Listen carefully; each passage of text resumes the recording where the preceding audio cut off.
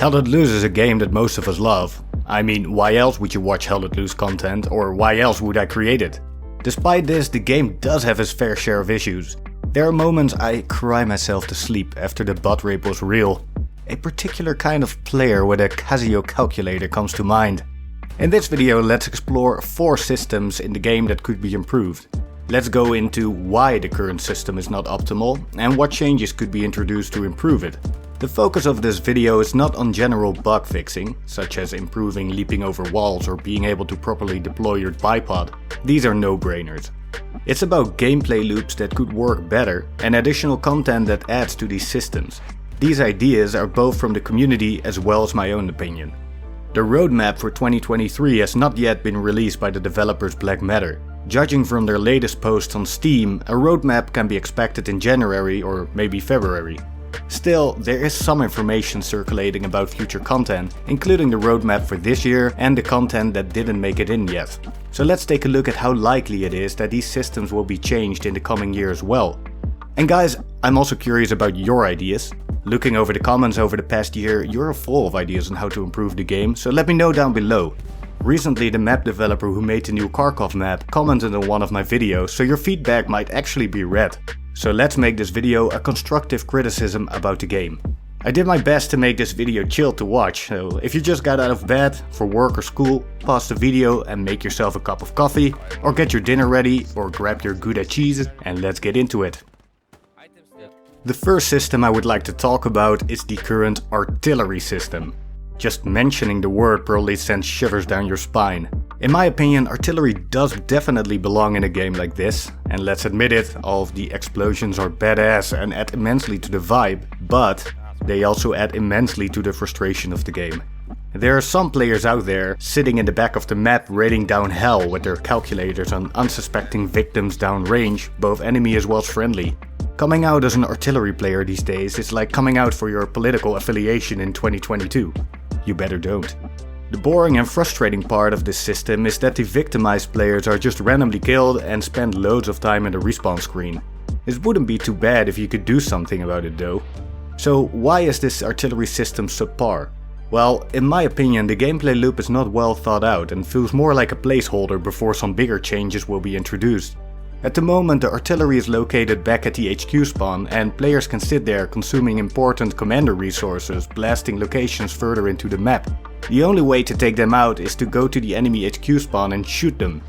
This is usually the job of the recon squad. So essentially the gameplay loop is getting killed relentlessly as a team until you can set up a structured way of spawn killing the enemy and denying them access to their artillery. This doesn't make the recon squad with its sniper and spotter very fun to play, as you need to just spawn kill to be effective, and if you don't, you have your commander breathing in your neck.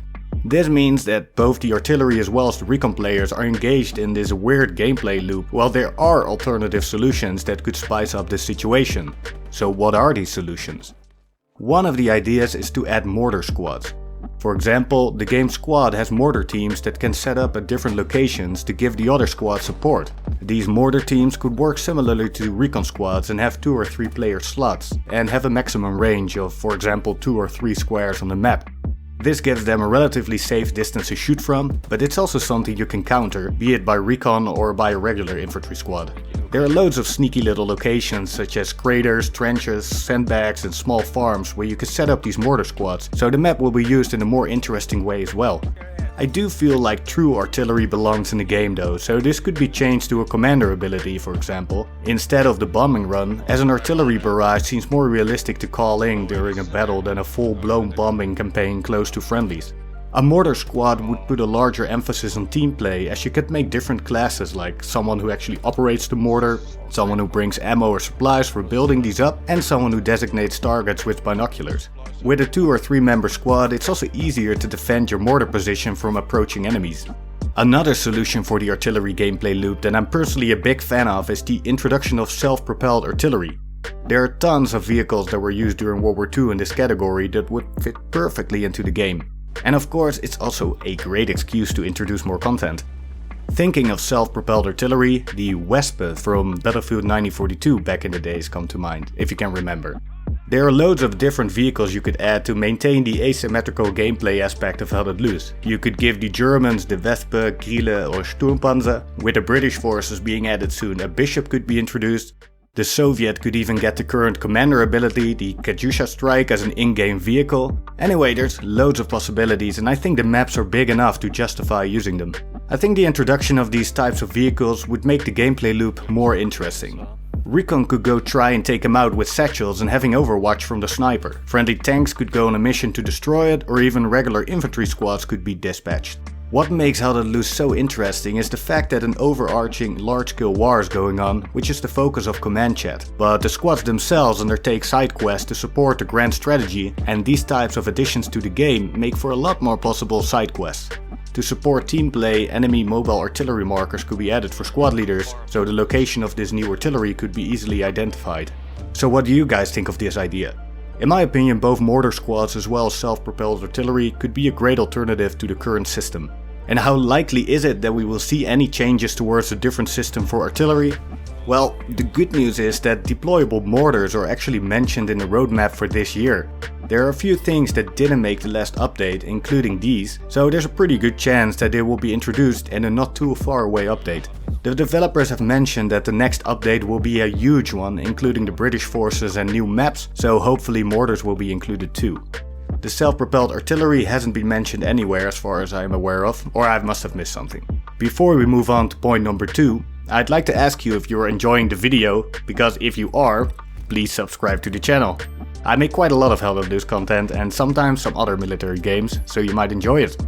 Anyway, moving on to number 2, which is the building system. One of the things I personally like about Held at Loose is that you can play in different ways, so matches can be very different. You can build bunkers, fortifications, anti-tank cannons and other stuff, so you can modify the map to your advantage. The building system itself, however, can be quite janky at times. You can get blocked by invisible walls, you can build inside, can't really clip into objects in a useful way to close off certain areas, and there's just a lot more potential to expand this system in general. One of the things that caught my eye on the roadmap for this year is the heavy machine gun emplacements. I wonder in what kind of capacity they will be added. Will it be similar to the anti-tank cannon and be a specific loadout for the machine gunner class? Will it be a heavy machine gun you can place on the ground, or will it be surrounded by sandbags or some other cover? Imagine being able to place machine gun positions on windows of a certain size in buildings. Using the windows of buildings in a proper way could make the game a lot more immersive.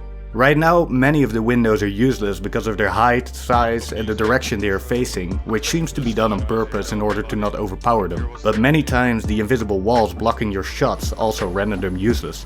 Wouldn't it be amazing if you could build inside buildings like the game Squad, and you could hide your outposts and garrisons better and have to fight for control over a building? I noticed after playing the different patches this year, the devs seem to be experimenting with placing outposts inside some buildings.